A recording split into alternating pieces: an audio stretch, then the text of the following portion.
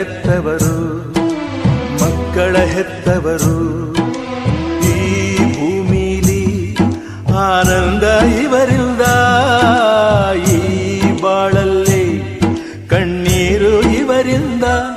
ಹೆತ್ತವರನ್ನು ಪೂಜಿಸಿದ ಮಕ್ಕಳು ಕಥೆಯೊಳಗೆ, ಹೆತ್ತವರನ್ನು ಓಡಿಸಿದ ಮಕ್ಕಳು ಜೊತೆಯೊಳಗೆ.